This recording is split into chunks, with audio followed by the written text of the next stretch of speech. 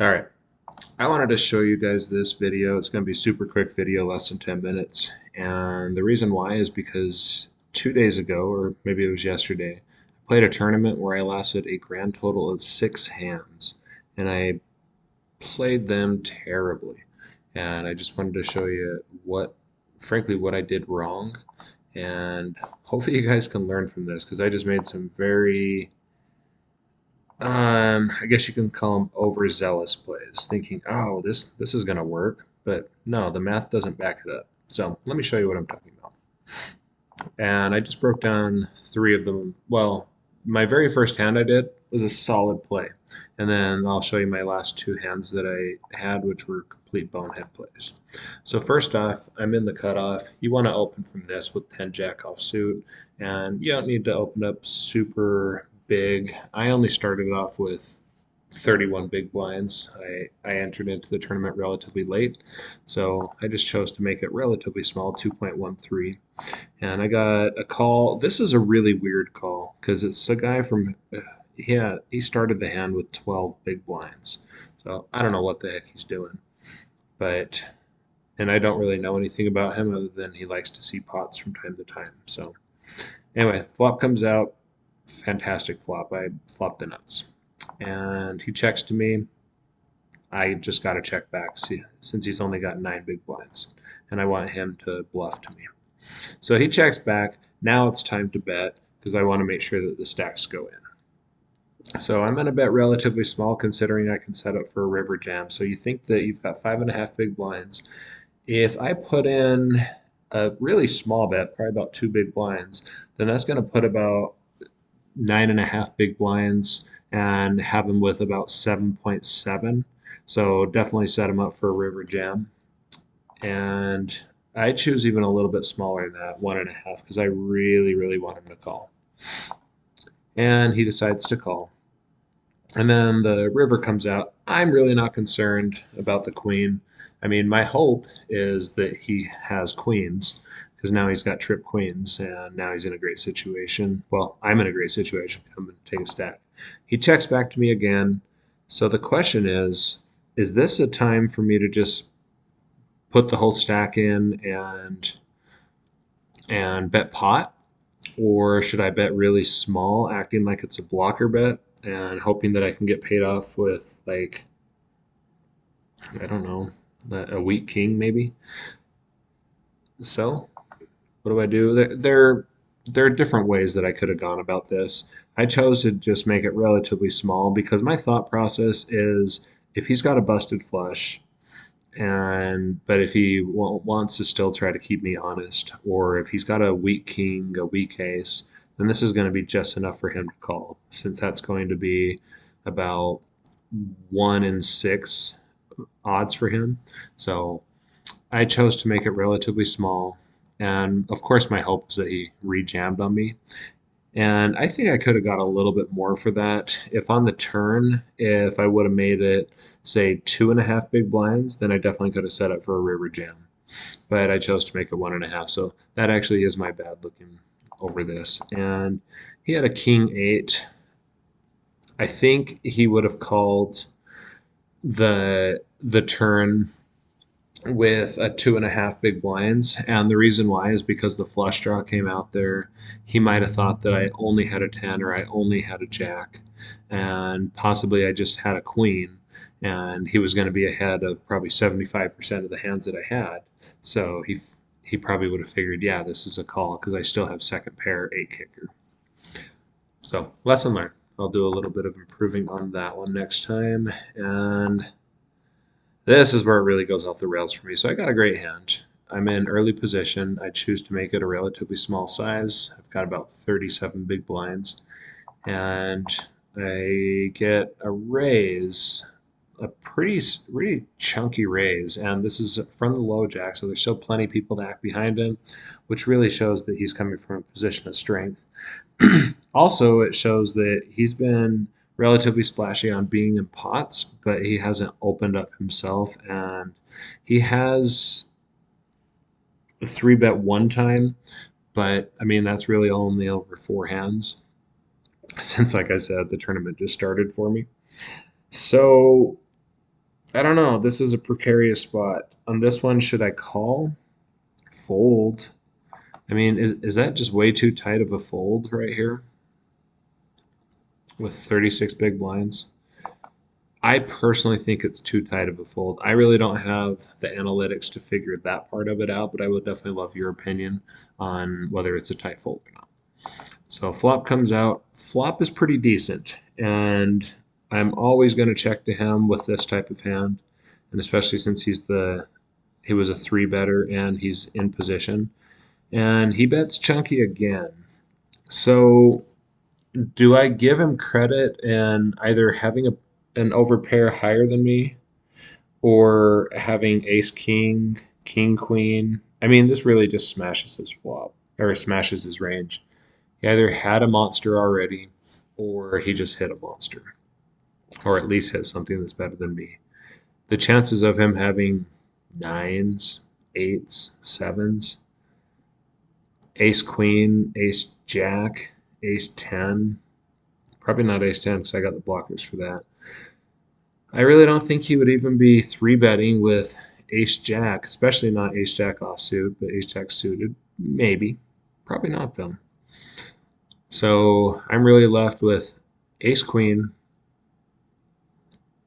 nines, eights, sevens. That's not that many hands. What I should have done right here is give up, but I didn't. I still kept playing. So now I'm down to 20 big blinds, even though I've given up half of my stack already. So now this really doesn't change anything. He was either ahead of me before or he wasn't, but more than likely he's ahead. He's ahead with like 85% of his range. And he checks back, which is really weird to me. So now it's showing that he probably doesn't have ace king, king queen, king jack. I really didn't think he had king jack, but he really doesn't have those hands. So probably he has, and he probably doesn't have aces either. So because he really wants our stacks to come in if that's the case. So my guess is he's got queens, definitely not jacks. So really all I've got him on is queens, or he's got like ace jack suited. I mean, yeah, ace jack suited is possible, or ace queen, and he's got a flush draw with it. So river comes out, doesn't help anything. I certainly don't feel comfortable betting since even though I do feel that he only has a couple of hands, probably two hands, one of them is going to call, one of them is going to fold.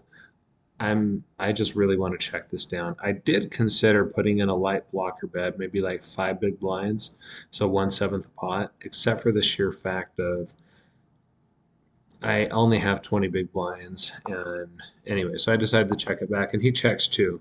With him checking two, that's really showing that he probably just had busted draw.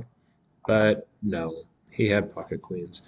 I'm actually surprised he didn't put out a bet. Maybe he was just looking and seeing he was picking up 36 big blinds and he figured, hey, that's a win. I'll go with that.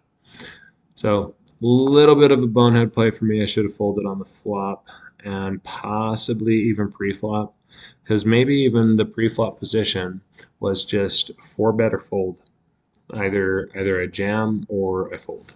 Because playing three bets out of position, especially for a quarter of my stack, is usually not GTO by any stretch of the imagination. All right, so last hand. I think you can figure out that I lose my stack since it's the last hand, and since this is just a bonehead one. But this guy just, it's a blind versus blind battle, and he just limps. I'm not going to let him limp, especially since I really like my 8-7 suited. So I do a pretty chunky raise up to about four big blinds. And keep in mind, that's for 25% of my stack. I possibly also could have jammed right here. Who knows? Maybe I should have. But in this situation, yeah, I don't know. Maybe I should have.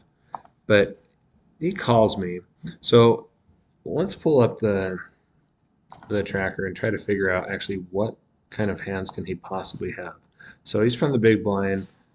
Let's just assume he's not trapping just for easy sake of the argument. So he could really be doing this with this type of range. But if he's going to call me for for a 4x raise, then oops, then let's already discount all of the monster hands that he would just rejam on me.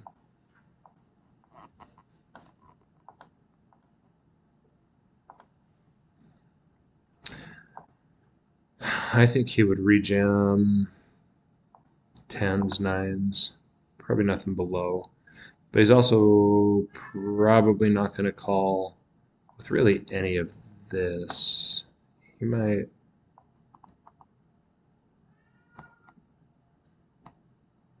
So probably all the broadways.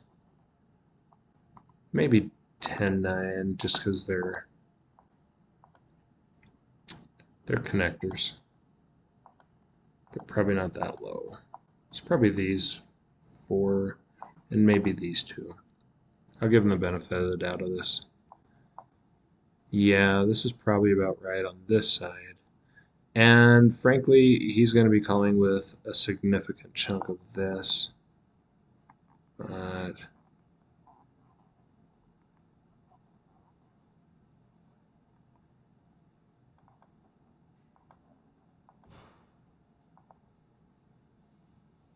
okay, this is probably about right that I can see him playing with.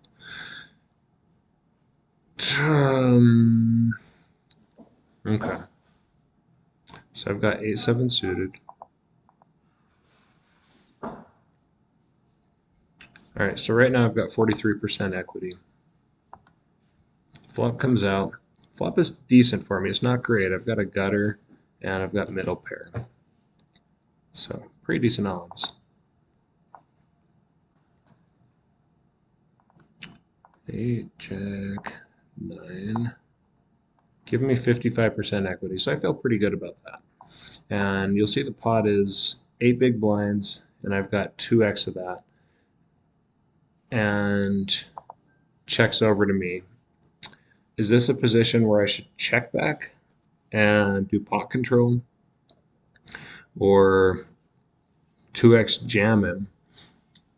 Or just put out maybe 2 big blinds and just see what he does? And maybe even since it's a wetter board, maybe do about 4.5 big blinds. That just in case he is on a draw, he might not want to draw for that heavy of a bet. Unfortunately, I jam and calls, and what the heck does he call with? A jack 3. He stayed in with a jack 3. I mean, the heck am I doing playing in these tournaments? So the hand that I definitely saw as a fold, he didn't fold. He stayed in with that. So if he stays in with that, that means I'm going to show you all the hands that he would likely be playing with. It's just such a monstrous range. He's playing with 43% of his hands, 466 combos, and this is with me already putting in 25% of my stack. So yeah, if I jam pre-flop, he's already shown he's a pretty durable player, but I really don't think he's going to call with that. So I don't know. Maybe my spot is to jam on that one. I would love your guys' opinion to see what you guys think on that, especially if you guys have analytics on there, even better. So anyway, that's all I wanted to share with you, and hopefully my next video is going to be to where I had a lot better success than lasting 6 hands.